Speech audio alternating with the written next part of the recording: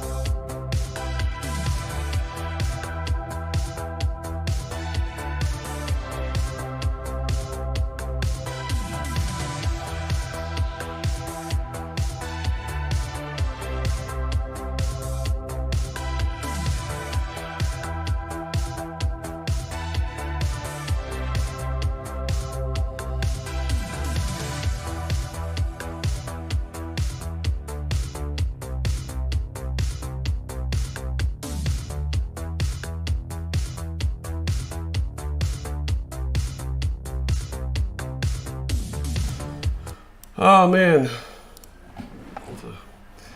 a little rusty here. All right, how's it going, everybody? So markets were selling off here. I had a few minutes to go live. I haven't done a live in a while, and I'm gonna try to start doing them during the week again because I just can never seem to do them on the weekends anymore. Yeah, so the level I'm watching on the S&P 500, just to get things started off here today, it's a pretty important level. I got 3,900. You can see the weekly. This is not on the cash session. This is on the rolling futures. But if we look at the cash session, it's not as clear. Look at SPX. It's not as clear as the ES. We'll go back to my other chart.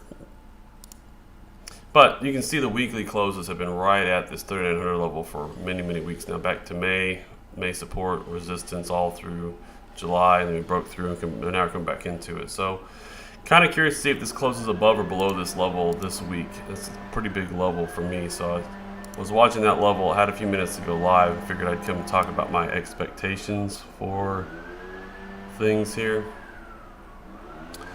But good morning. As usual, I'm not a licensed financial advisor. Anything that I say is just my opinion. If you end up taking trades blindly based on things that we talk about today, you're going to end up losing all your money and living in a van by the river. And I chose the dark van by the river because it's kind of a dark time in the market, right? Everything's kind of selling off here a little bit.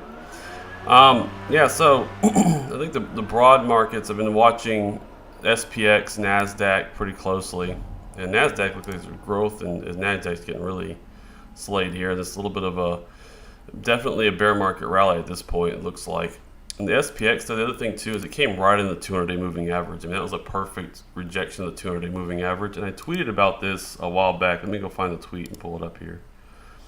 But I've been tweeting about, looking at, I know a lot of people were saying, hey, if, the market closes above 50% retracement, it doesn't ever go back down. It makes a new high. And that in 2008 it did the exact same thing, right? It came right up above the 50% and then it sold back off. But that's a highly misleading, I saw that floating all over the internet. That was super highly misleading because normally you get a 50% retracement, right at a 50% retracement rally off of the first low that's made in a prolonged sell-off. That's just kind of normal, actually. So I'm expecting something. If I put this out before that little stat started to float around, you see all the 0.5 bounces, right? This is 2000. Had initial sell-off, bounce back to the 0.5 level, and then the secondary larger sell-off from the top to this second orange sell-off, that bounce was right at the 0.5 level as well. And the third leg down, there was a bounce up to the 382 level, and then finally it found a bottom. That was 2000.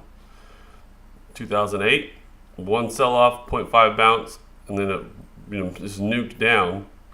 Had a 236 bounce off of that red, where that red is low, and it still made a one lower low after that. So just because it makes a 0.5 bounce doesn't mean a whole lot. It's more important to me to watch this 200-day at this point, right? If you're as long as we're below the 200-day moving average, price action is bearish, and you really can't do much with this other than use hedge or go short or something along those lines is what I've been doing anyway. I don't know about, again, not financial advice. Let me go back to another tweet here though. Yeah, the why using the 200-day moving average, I also tweeted this, right? So if you look at the 200-day moving average in these prolonged sell-offs, if you just at least, you don't have to necessarily, just exit everything, but if you hedge and or use caution below the 200-day moving average, you're going to do a whole lot better than trying to guess the bottom. Because if you just would have waited all the way down for the 200-day moving average, you wouldn't have caught the Pico bottom, but you wouldn't have been catching falling knives and all the way down over here either, if you're trying to borrow a macro view of this. But this is a downtrend until it retakes the 200-day moving average at this point, right? When you get that first 200-day rejection, it's a down. And the reason I say it's a downtrend until then, you look at one more chart here on Twitter that I posted. When you look at a 20% sell-off that bounces back into the 200-day moving average and then rejects from there, and this one had a couple, but this right here namely was the 20% sell-off that bounced back into the 200. Once you get a kind of a confirmed rejection off of that, that's the level to start watching. Now, if it's a smaller sell-off, like these smaller sell-offs, not quite 20%, then you can start to look to be aggressive, maybe ahead of coming back into the 200-day moving average. But once it hits a 200 and rejects off of it, usually a pretty good sign that you're probably going to make another lower leg down. So you can see here the 2000 sell-off, right? It was a huge nuke down, and then it came right back up. But you see what happened at the 200-day moving average? It closed right below it, closed above it the next week, pulled away from it, came back into it for a couple of weeks, found it as support, and then resumed. There was no rejection. It was a breakthrough and then retest, from the upside coming back down into it, and then it resumed off of there. This is the exact opposite, right? We've come into it and we've got rejected off of it here. So this is why I've been trying to say caution is definitely warranted. Yeah, this hourly coming to the bottom of this like low time frame structure too that we put in here. Hey, yeah, long time. Do I have my Twidget thing up? Let me see if this is working, guys. 1 second. I'm going to do a quick live session today. I'm just trying to get back in the rhythm of doing lives. I'm going to try it, like I said. I need to start doing them more regularly during the week. I need to put my live stream in here. Does this work? Connect. All right, I'm gonna test the chat. So this is kind of a test live actually, but taste. Select. Can you see that on the screen?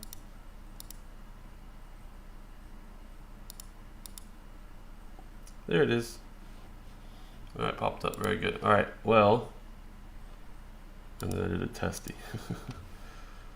It was just breaking wedge. I wonder if this level holds. Yep, exactly. What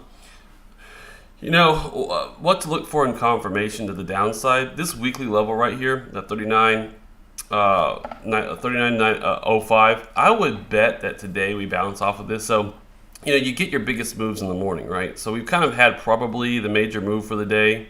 And then now you're probably going to consolidate around this level. I'm going to guess. It's just a guess. It's the bottom of this kind of descending structure here. Pretty good chance you come back to, I think, what was the open? Today's open was around 3,900. Let's go look at the daily here.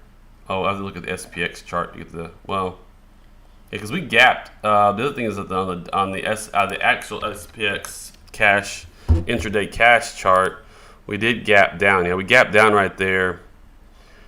So the open is 39.36. I don't think the gap's going to close, but we'll probably get a bounce 50% retrace of the open today or something like that, which is right around what, 30? Let's go on the cash session. Once you kind of bounce there, so we can zoom in on that.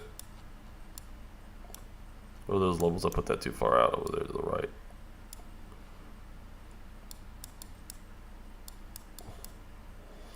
Right. So in theory, if we're gonna hold that weekly level, likely a bounce to 39.20, maybe about the 0.5 of this daily range, halfway back up this daily range, and then tomorrow it needs to ping pong kind of around that midpoint and hold this as support for the weekly.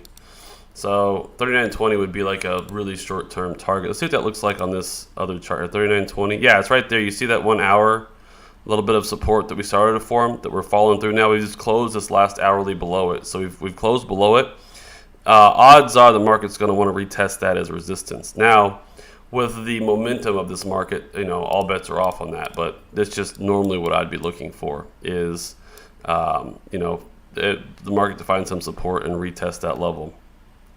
We'll see if momentum slows down to the downside here. But when it snapped pretty good through there. So just kind of watching now to see if we get back up to that 39.20 midway of the daily open, which would be at kind of the top of this low time frame structure here, or if it just keeps on trucking to the downside.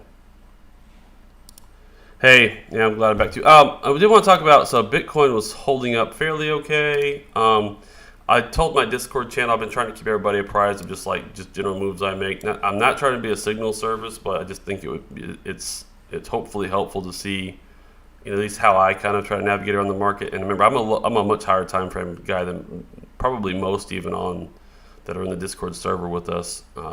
But what I've done here is I had some orders at right around 17K looking for a liquidation of these lows. Potentially like an overnight liquidation and a bounce, but I've canceled all those orders. My order is just sitting at 14,000 right now, which is that 2017 close. If we go to the yearly 12-month chart, where's the 12 hour or 12 month?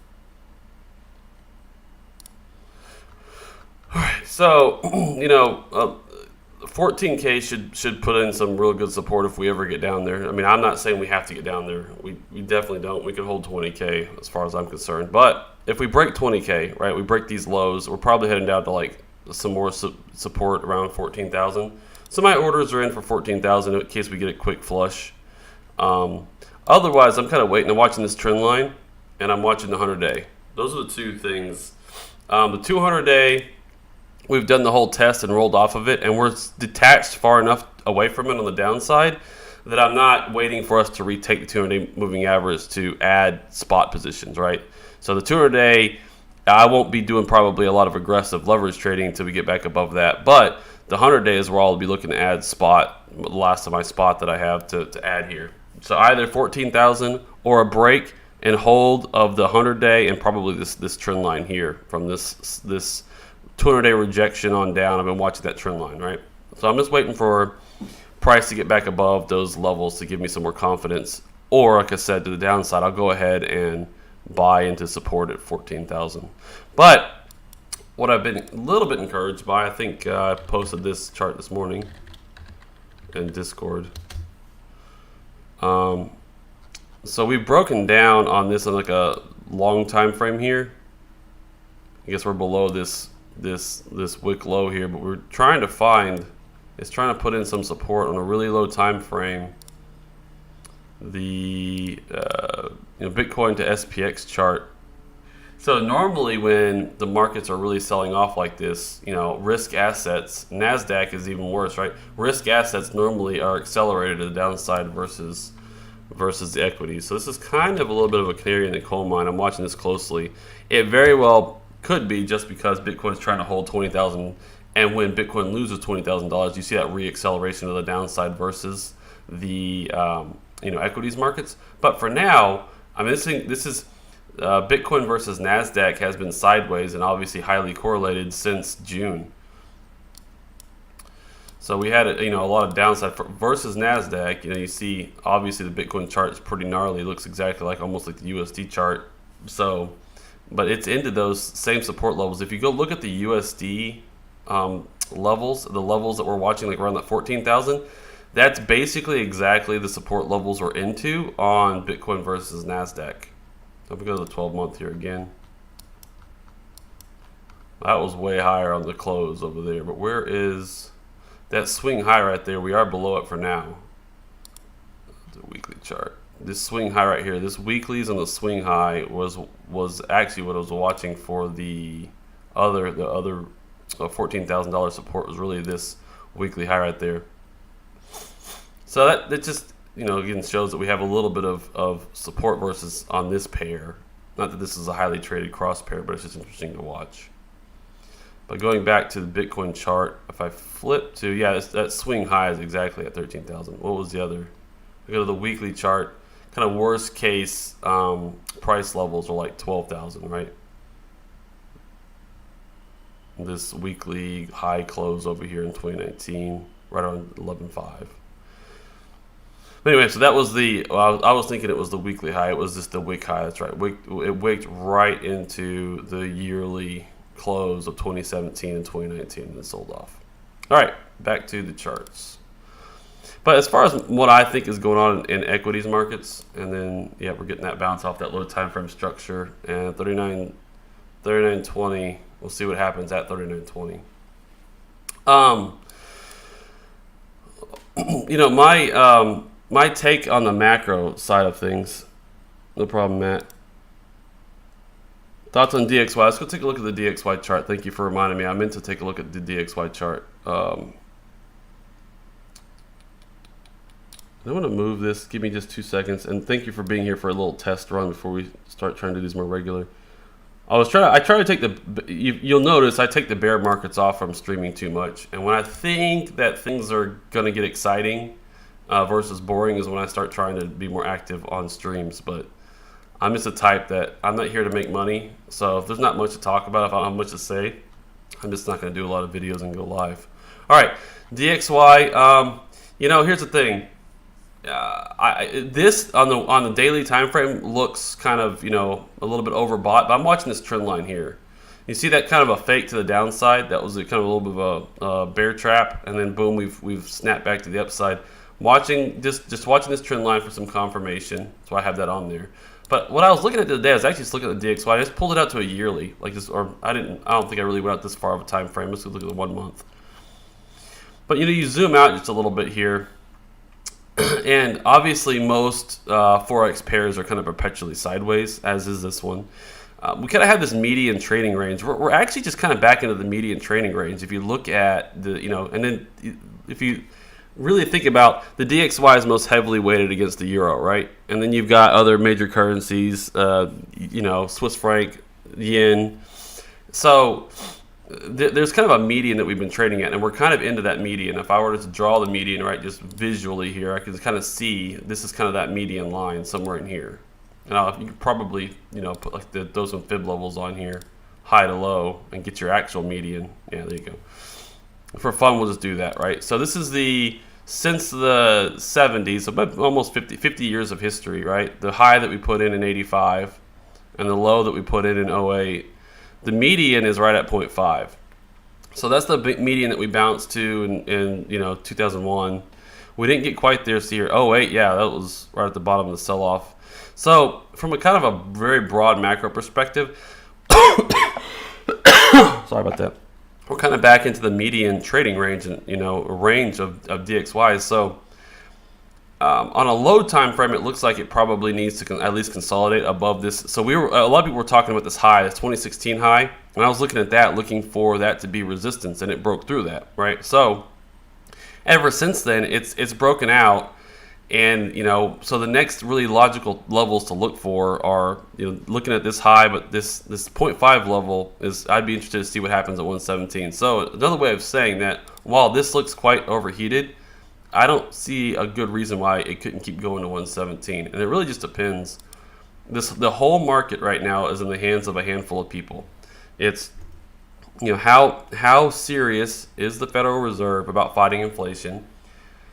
Are all of us who think that the government's, you know, technically insolvent around 4 to 5%, you know, Fed funds rate, there in theory should be a debt spiral at those levels if you hold it there for too long. Now, of course, the funds rate can go up much higher than that, and the 10-year can go up much higher than that, but for a short period of time. But it really can't remain there very long, or you enter the situation where obviously between the liabilities and the debt obligations of the federal government, those add up to more than you know, tax receipts income. So there's kind of a hard cap for a long term, you know, Fed funds rate or target rate of about 4%, right? They really can't get above that for a long period of time.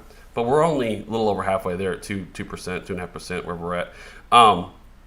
So, you know, as far as the DXY goes, I think it can, in theory, keep going. And if you look at the liquidity situation, the stronger the dollar gets, it creates this kind of storm of dollar demand as interest rate goes up and debts need to be repaid and debts need to be serviced, and especially if they can't get open new lines of credit against it. So I don't. The whole dollar milkshake thing is starting to kind of play out just because the euro dollar system and all the offshore, money that's sloshing around. So, I'm just watching this trend line. So I would say that 0.5 level right around 112, 115 is a place to watch for the next serious resistance until this rolls over.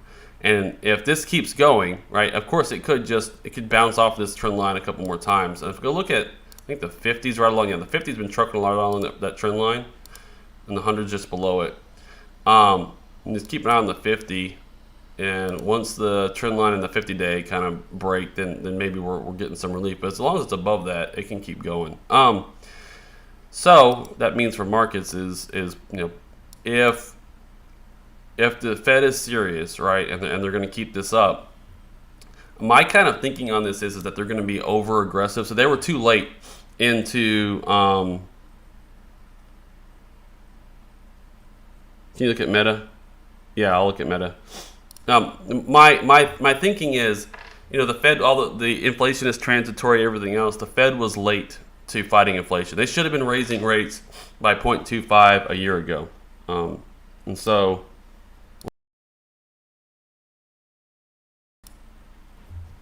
So since they didn't start raising rates way back then, the inflation is transitory, everything else that they were saying, they were behind the curve and fighting inflation. And so I don't know how much of this is actually this jawboning or how much of this is serious, but they were dead wrong about their early inflation targets and inflation being transitory.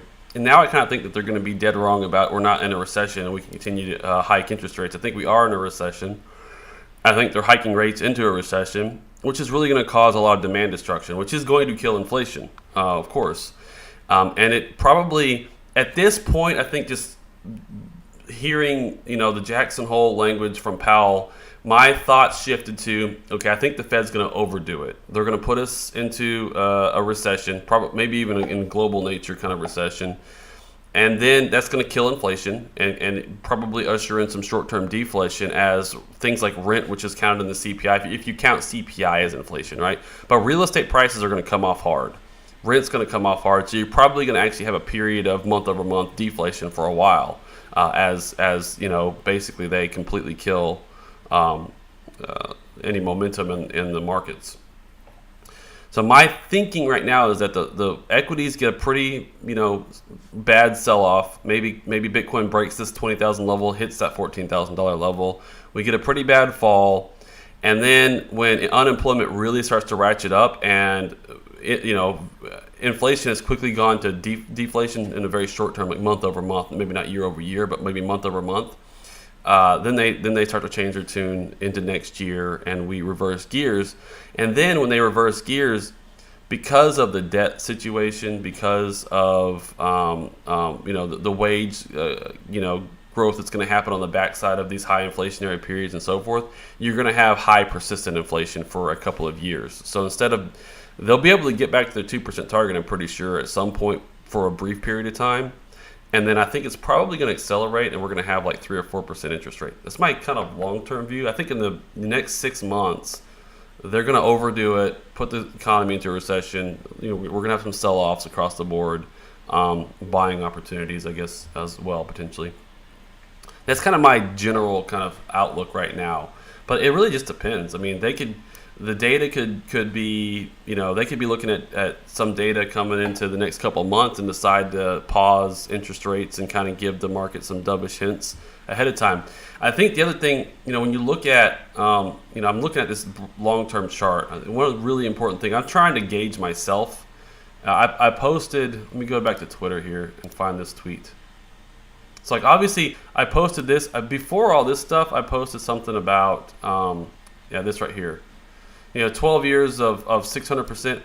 So there's a chance that this could have been a 10-year top, right? This could be a significant top like 2020, and we could be 10 years of down.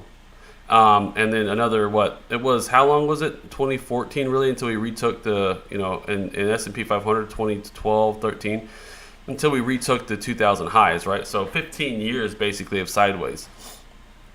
We didn't have the same duration of run up, before this, we had a pretty good run that was much less of a sell-off than all this. So there's a couple of reasons I don't think that. I've heard Gareth Soloway, for example, say that we're not going to make a new high for 10 years.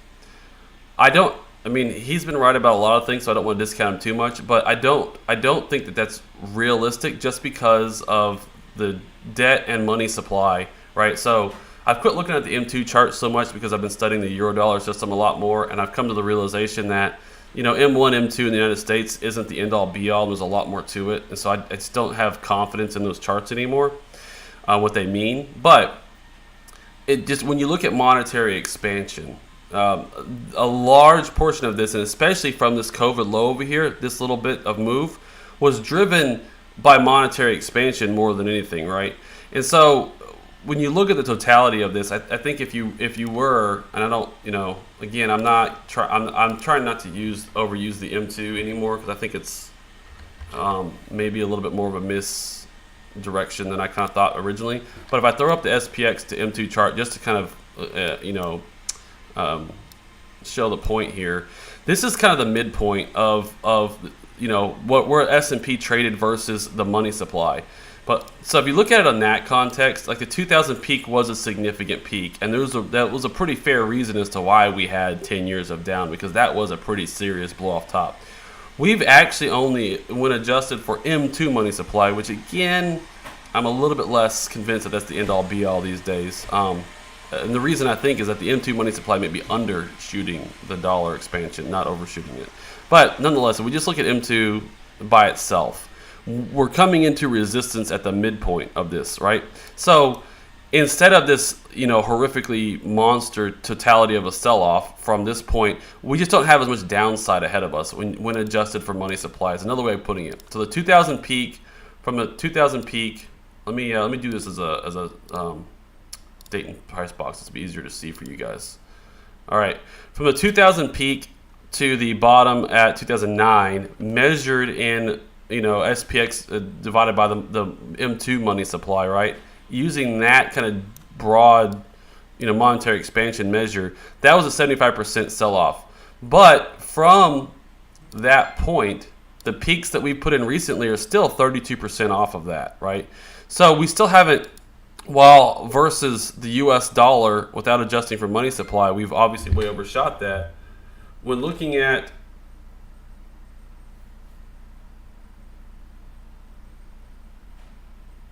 all right, I need to mute my phone, sorry. So the point is, I think you guys see the idea here that, and the other thing about the 2009 crash was that was a kind of a snap in the financial system that drove a liquidity crisis. That was pretty, in theory should be not directly replicatable. I think the risk is to the other direction this time, right? So I think what's happening now, inflation is really ultimately a loss in confidence in the dollar, depending on how you define it. But if you think about it, there's more dollars in circulation. So as more people have more dollars, they no longer want to hold on to those dollars. So you can call it a loss in confidence. You can call it just natural. But what it ultimately is a loss in confidence. So the other way to look at this is based on money supply. We probably have some downside that's more in line with these support levels as median kind of levels that we put in back here, like the 80s and 90s.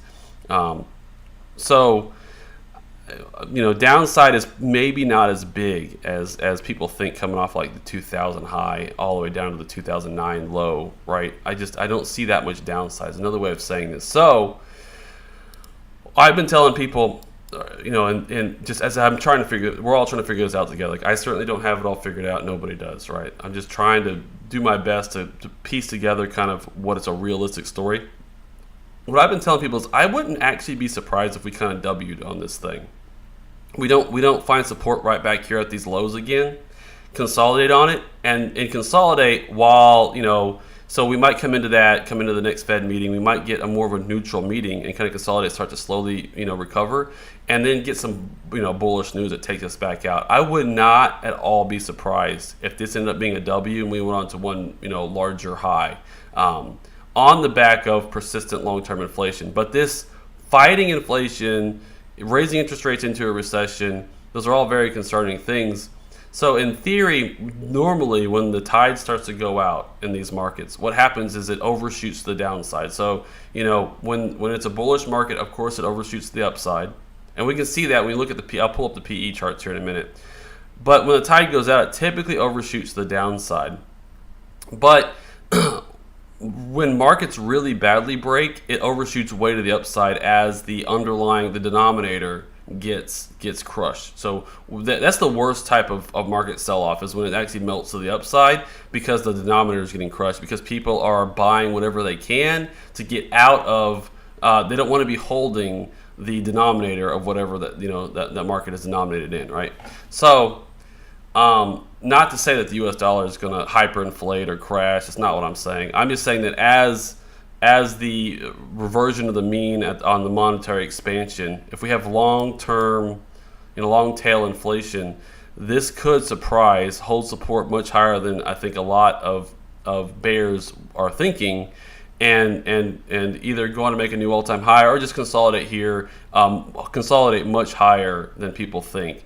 And again, it's on the back of just looking at that monetary supply, monetary expansion. There's just so much money in the system that, you know, a 2.5% interest rate is only going to do so much, because, you know, inflation is well above that anyway. So those are my thoughts. Let me take a look at comments here. Somebody wanted to look at a chart. Meta probably looks disgusting. Last I looked at it, looked pretty bad. All right, so yeah, I mean, that is one heck of a gap, right? That was over earnings, right? Yeah, it was intra-week over earnings. Okay, or some type of news. Yeah, was that earnings that did that exact day? Let's try to remember if it was news. Okay, let's look at the moving averages though. I mean, Meta. So at this point, it's so far detached from the 200-day moving average. This is one of those that you could probably play the move back to the 200, right? So we really haven't retested the 200 since this little minor sell-off over here. So playing the move back to the 200 is kind of what I would do. And if you look at horizontal levels, which horizontals are more important than these moving averages, it's just these moving averages help me kind of really dial in what horizontals to look at. But if we get a break of this little bit of structure we're putting in down here, it looks like it's trying to bottom, you know. Look at it on the weekly. It's been sideways technically since June. So yeah, this is a candidate for me to play that bounce at about the 200. So you can see, you know, weekly, this swing high over here is pretty decently above it at this point. You got this swing high, weekly resistance through here.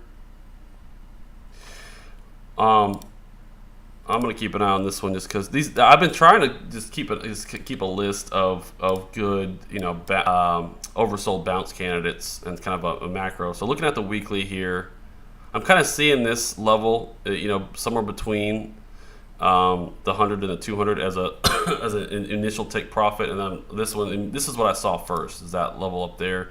You know, liquidate this swing high, hit that resistance. You know, maybe. Probably not make a higher low, or a higher high from this high here. I don't know, but this is the range I'd be targeting myself on a bounce play. But there's nothing to do until it gets above these moving averages. So for me, you know, you could probably put a little risk on if it gets back above the 50 and the 20 here. They're pretty much in concert. Be a pretty quick scalp from the 50 up to the 100. You could do that because you can see the daily resistance right there on the daily chart at the top end of this kind of range that it's set in. I mean, so it's like playing the range at this point. Go all the way back here. So it's kind of sitting in this range right now. Yeah, so I think the play would be to play this range, in my opinion. I mean, I'm trying to be more active in stock trading because there's more going on in stocks than there is in crypto. at the moment. I think there's a few more opportunities in stocks anyway. But yeah, so this range, I mean, you could try to play this range. It'd be a quick stop if you hit these support levels over here. The way I trade, I wouldn't be trading this range, right? I'd be waiting for us to take these moving averages and get out of this range, get it back above about 180, and then I would try to play a move to 203 and 225, right? Would be my two take profit targets, probably a third, and let the rest run just in case in case this was like a long-term bottom. So that's the way I would play it myself. Not financial advice, but I would wait for these levels to be taken out, close above it, come back into it, and then buy with a stop below whatever price we put in. So, for example, if we broke above it pretty reasonably and then came back into it, whatever this low is, I'd find some low to try to start buying. I'd buy into support with a risk, with a stop loss below that. If it gets back into this lower range, I want to be out, even if it's just going to go sideways. But then try to play from a bounce from about 180 to 200, take a third off, and then move stops to break even for sure by that point. And then if it breaks through, consolidates underneath and breaks through, then take a third at this next level, right around the 200 day, right? And then move stops probably up into profit underneath this support level, and then just let the rest run. Either get stopped out in slight profit, or if this was a long-term bottom, or that's what I would do. That's the way I trade, right? So low time frame people, this is probably a really good opportunity to try to catch some moves inside of this range. It's a pretty well defined range. I'm going to get rid of the moving averages because they're just going to be a distraction if you're just trying to play ranges. Let's look at the 4 hour. Oh yeah, so we're just headed back to the bottom of the range. There's not much to do. You could kind of anchor your risk on that low right there. Probably smarter just to wait for it to give you a daily bounce off of 155.85, and then anchor your risk on that daily low. Once you get kind of a bearish daily, bullish daily, and then buy coming back into that level or whatever support. Like you see this good example of trying to do that. This really hadn't given us. I would have missed opportunities trying to do that myself. But anyway, you can play. Go follow Heath. Ask Heath about the lower time frame stuff because he'll give you some probably better trade entries on trying to play this range. The way I trade is I'm sitting on the sidelines just waiting for this top end of the range to be broken, and I'm going to try to play that move to the 200 and then hopefully leave some on for beyond that. That's the way I trade. So those are my thoughts on Meta. Sup, Q-Dizzle? Is that Quinn? I don't remember if Q-Dizzle's Quinn or Lemmy or what, but why is my... Are you moving towards investing in equities during this period, or are you still focused on crypto? Ali, I've just never talked about it on these live streams because in the group that we were in before, I was kind of the tech guy and the crypto guy, so I didn't really talk a lot about my stock trades, but I've always been evenly split between equities and crypto, frankly. I was, predominantly equities before 2020. I dabbled in crypto, I mined crypto, but it wasn't like super active in trading crypto. So I switched to talking about and trading crypto more actively than equities. But it's always been pretty even, frankly, as far as like how much, time and effort I put into watching the charts. Whenever I got on live streams, I always just talked about crypto because that's what everybody wanted to talk about. But so I haven't been super active in equities, but it's time. Like I took some profits as we started to roll over. I put on some hedges, and now I'm starting to watch equities more because there's just opportunities coming into the market. It's another way of thinking about it. There really wasn't much to do while it was just all melting upward. I kind of got out of it. I did say, I did get out of a lot of stuff in March 2020. I closed out of all my non-long-term positions, but then I layered back in on the last year or two. But since we put in this top and right around this right here, when we rolled the 200 is where I was kind of a little more aggressive on taking profits and closing stuff out and hedging. I started to hedge really right there. All right, AMD. But yeah, so I'll probably, during the crypto bear market especially, because it could be many months of sideways price action for alts, kind of boring, Not too many opportunities for the way I trade. If you look at historical, like if I can look at Cardano or something. If you look at this period in here, there's some opportunities. There's definitely some trades, but it's not like my trading style doesn't really do much good in this like super sideways price action. And we could be looking at a period of time that looks like this on alts. So yes, to answer your question, I'll be talking about whatever's moving, whatever's interesting, either stocks, forex even, or crypto. All right, so AMD, I prefer stocks to forex though, because I can look at valuations, right? And then crypto is kind of the same thing. I have a general way of evaluating the future value of crypto projects and their growth or growing crypto projects. Forex to me is it's all it's a big market, but it's there's not as many fundamentals that I understand well. All right, AMD looks ugly.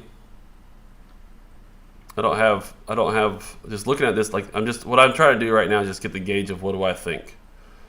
As an AMD investor myself, right, and I took profits too early on this name over here when we started losing these levels, I think, but I still have my long-term position that I bought years ago when I was young. But as far as trades, I'm just trying to get my bearings on what this really wasn't, again, the way I trade. The last opportunity we had was a short coming in right here. I'm looking at this 100-day. I didn't short it. I wasn't watching the chart at the time. But this roll right under the 100-day would have been a good opportunity to try to put some shorts on. Ever since that bounce, though, it's interesting as bounce, like where it bounced. I'm trying to just gauge where it bounced, and are we putting in long-term support over here? So I immediately was drawn to these wick lows all through here. At what is this, $75? This is just immediately what I saw was all that price action cutting through that level. I guess there's a gap right there, right? Yep. So there's a gap, and it's really never closed that gap. Yeah, it did. Interesting. So that wick low right there finally closed that gap from 2020. There's a gap lower.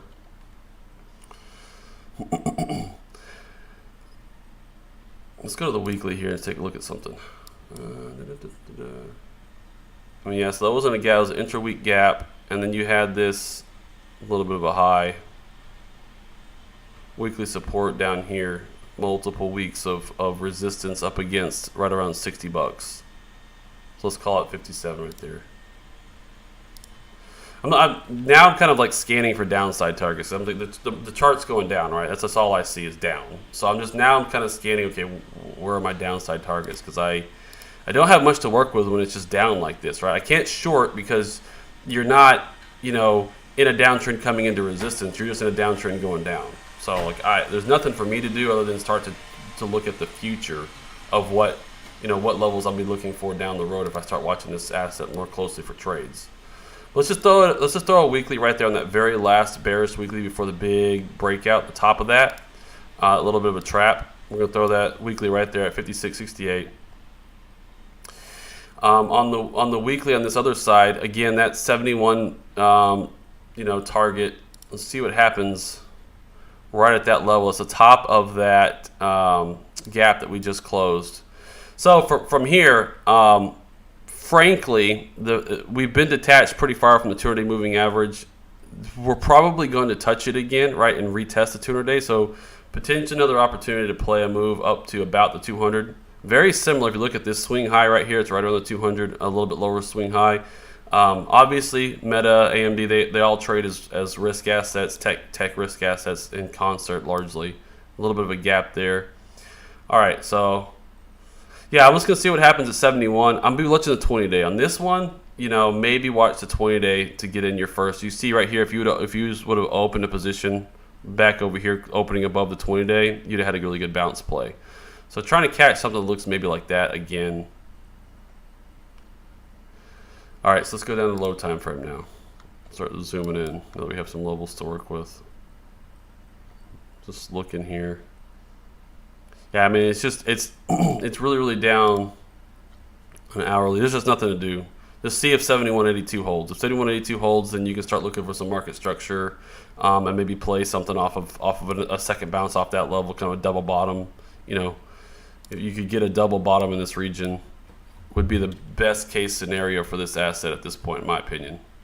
It could put in a higher low too, right? But you have a long way to go to kind of confirm that you're in a trend reversal. I mean, in the very long term, it's obviously an uptrend. In the super long term. But, you know, it depends on how long time frame you are. But at the, you know, daily, weekly, you're downtrend on all those type of time frames.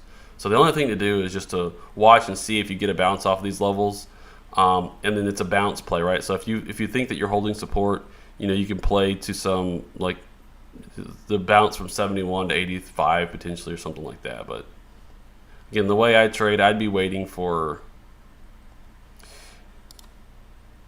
Let's look at something here. Yeah, I'm not seeing much to work with. There's just nothing to do. I'd be sitting and wait on this, see where it bottoms. That's about all I do. You can't short it, in my opinion, here because it's coming into support, right? It could easily form. You can see over here, you have some technical support levels. It could easily form a higher low and resume. Not likely. Most likely, it's going to test 7182, and then probably make another low down to 56, but I don't really know. Yeah, I just don't have anything other than that. All right, let's take a look at comments. Do I prefer to buy heavily? Okay, my little app for pulling your comments up on the screen is dead. Let me try to fix it real fast because I want to pull this one up on the screen because I think it's a good question. I have a bad habit of doing exactly what you're saying, but I don't like it. So let's put it that way. I try to fight that habit. So the question is, yes, it's Quinn. Definitely time to pay attention. Blood in the streets. Some individual stocks. Oh, thanks, Ali. I appreciate that. I think weed stocks worth looking at. Do you prefer? Okay, so Quinn asked, do you prefer to buy heavily oversold cheap stocks, or do you look for signs of strong PA? And the answer to that question is, Quinn, the way my brain works, I have a tendency to want to buy heavily oversold stocks and play the bounce, and just like it's like a, you know, a bit of a hero complex, or I don't know what you would call it, but it's like I want to get like the best trade ever and catch this thing at the bottom and let it rip to new all-time highs or whatever. That's what my brain sees. That's kind of a losing strategy. It's generally speaking not smart. So frankly, I've tried to train myself over time to focus more on strength and just stay involved in strong assets and not be trying to pick up stuff that's coming off of like the Pico bottom, right? So for example, one of my more frequently traded energy stocks is just this name SWN. You know, I would love to say that I want to try to buy these bottoms and ride this thing up back from $2 or $1 to $50 or whatever, you know, the crazy story. But it's really dangerous because you could have said, oh, this is great, it's recovering over here at, you know, $15, and buy in heavy, only to see it nuke back down on you, right? And then so you have to give these things time to establish an uptrend. That's my opinion. So like right now, SWN is the one I'm starting to try to go long in again, right? So I got long, but I got out quick. It's been super quick hit, just in and out, because it hasn't really established you know, too much of an uptrend, but it could really run as a natural gas name. But this is an example of a chart where, yeah, I'm tempted to want to buy in heavy these things that are like way down, but generally speaking, it doesn't work. Like this is probably never going to hit these highs ever again, even though natural gas is like going off the chain. You know, its upside is probably $15 or $20, right? Not $50. But a name that's strong, for example, like Starbucks. Yeah, I prefer being more active in trades on things that are strong, like these names. So I try to train myself. It doesn't feel as, you know, cool buying in on things that are in a strong uptrend as they come into dips, and you know, versus like the monster. I'm gonna buy this thing at $2 and ride it to 50, but historically, it's smarter to just stick with strength. So I hope that answered your question. But good morning, Rico Funk.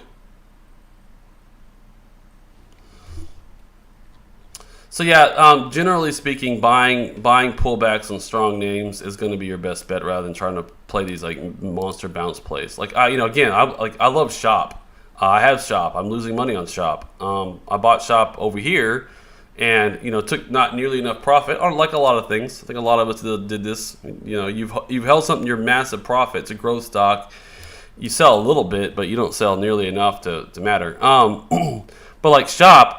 I would love to just load up on this and try to play the monster bounce, and it will probably bounce, but it's probably better to give this some time to really reestablish and like get back above the 200. If you're going to actively trade, you're trading for a move from and I will definitely be involved in Shop once it kind of regains momentum over here in the 30s for a play to 60, right? Maybe if we do well, that would be a nice good trade from 38 to 60 or something. From the 100 to the 200, basically. I'd be happy to play these for that move, but I'm going to get out quick, right? Because the 200 is still trending down. And until, these type of names retake the 200 and hold them for a while and have shown some relative strength, then buying dips on those is a really good play. So buying dips on Shop, like over here, really strong chart, buying these dips, as price comes under the 200 and retakes it, or into the 200, or however you play it, those are the opportunities. But now it's so beaten down. I mean, it could really rip to the upside, but most likely it's just going to ping pong around down here with all the short interest that's on it.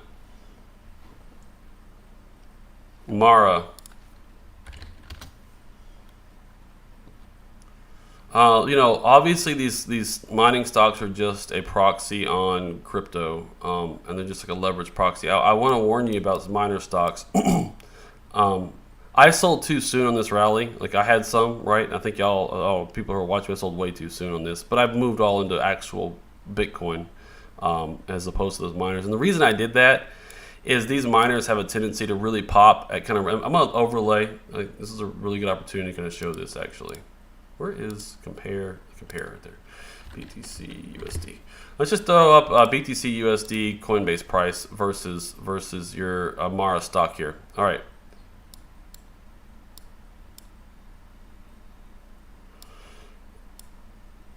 Oh man, I didn't really realize Mara got up to that high during this peak over here. It actually traded, you know what?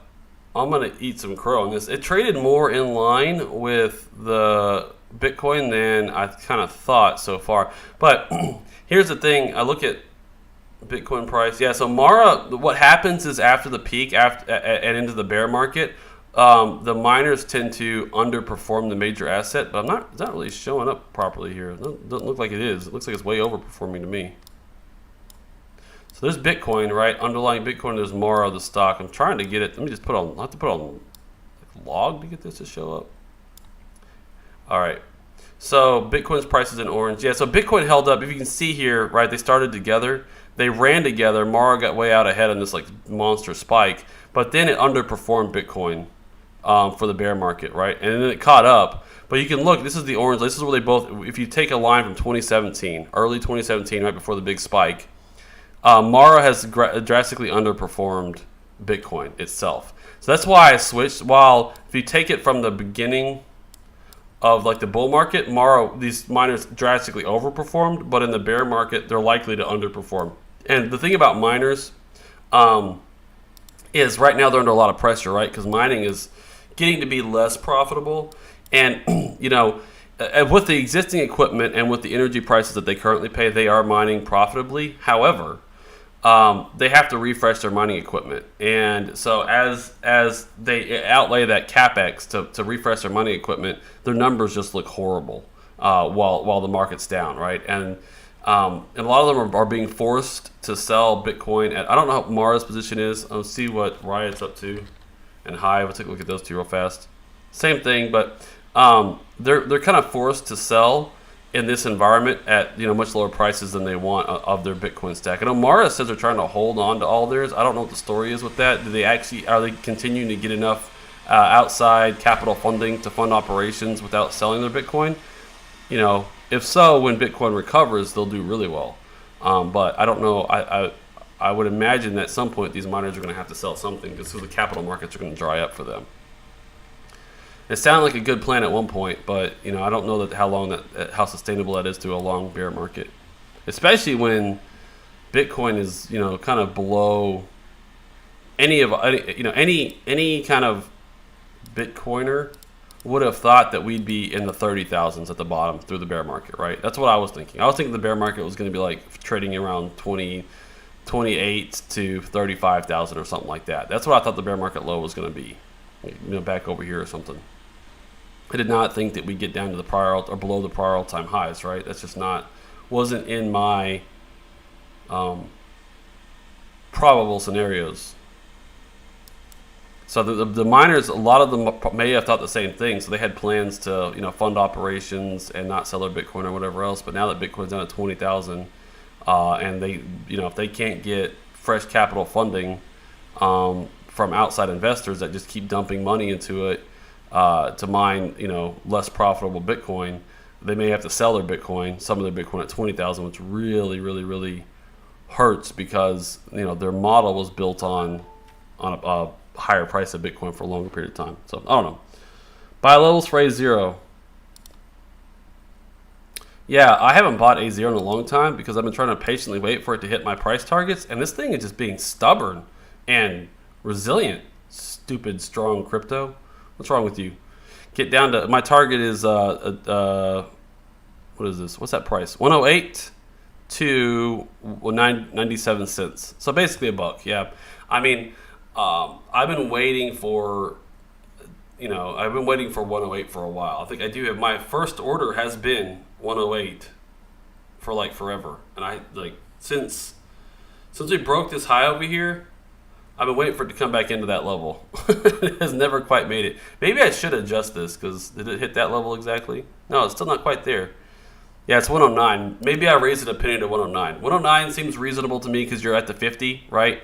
But the 50 keeps kind of curling up here.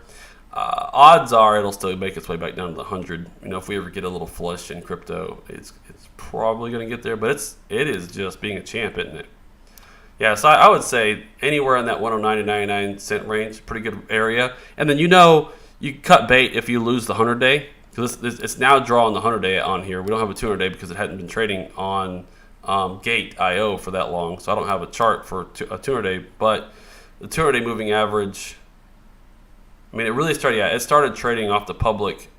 The pre-launch was like a 10 cents is where these insiders got in, or the early adopters, and then it pretty much opened at 120 on Gate on MEXC when it very first opened. But on Gate.io, because Gate.io didn't trade it when it was, they must have got some historical. I don't think Gate.io started trading back here in March. I don't really remember. But yeah, I pretty much traded right around $1 on MEXC for a long time when they're the first ones to list it that I know of. So we're back to basically the listing price, like what it pretty much opened at on MEXC. It's $1. So, but if the crypto winter goes on really long and we start closing below the 100 and pulling down, then maybe you keep waiting. But I'm going to be adding some in here regardless of what happens, and just stuffing it away in my wallet and staking it. So that's been my target for a long time. So not financial advice, but it's above the 100-day. I would watch the 100-day. I wouldn't worry too much about these other two right now. Just as long as you're above the 100, you're probably pretty good. And buying into it's probably not a bad idea. Okay. A0 is too strong. Yeah, look at A0 USD versus BTC.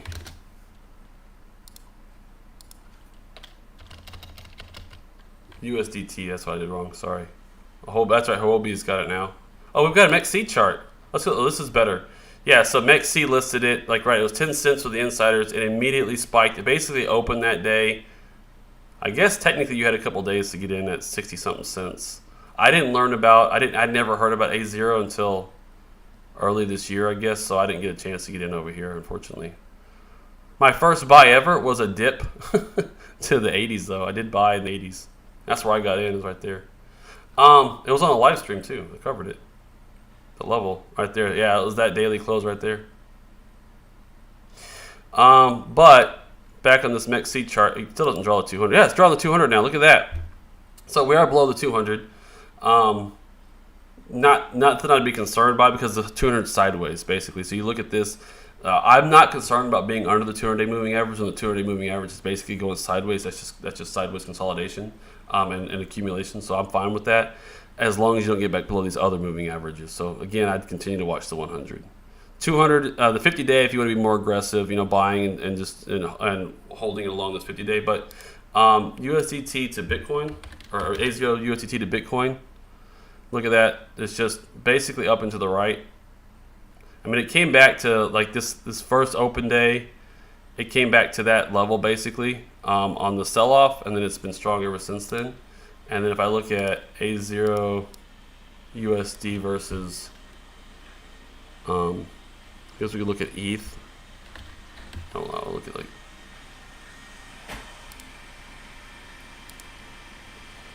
Well, anyway, you get the idea. Yeah, it's been relatively strong, but all right. Okay, buy levels for A0. I assume there's no levels you won't. There's no level you won't cut your losses. How about take profit levels? So let's talk about cut losses, right? So knowing we're wrong. Yeah. So Quinn, I think if we started trading meaningfully below the 100 and all of a sudden the moving averages are all moving down to me, I wouldn't sell probably everything just because I don't have enough to like. I'm not stressed about it. It's a really small position still. I want to accumulate, but I would probably maybe sell a little bit or just quit buying. I would just quit buying really at this point and just wait for it to bottom out. The lowest price I would sell at is when I'm no longer comfortable with the project. And whatever price that is when I sell, right? So, I need to be, I check in every once in a while what they're doing, their development activity, a few other metrics, and kind of see where they're going. And as long as I'm comfortable with their development, that I feel that they're on, on a reasonable path to bootstrapping this protocol, then I'm just going to keep adding, right? As long as I'm comfortable with the project. It's when I become uncomfortable with the project, whatever price it is, I'll probably throw some levels on a chart and put a limit order, a limit sell order in at a resistance level, and just cut bait, right? So, I mean this is not a trade, right? This is an investment for me. So I'm just accumulating. But yeah, fair question. If the moving averages all started to trend down, and I went to discover why that was, and I read some stuff that I didn't really like that I saw, then I probably just say, okay, at the 20 or the 50 day, just put a limit order right around that level, and just get out when next time it hits those moving averages or some horizontal resistance or something.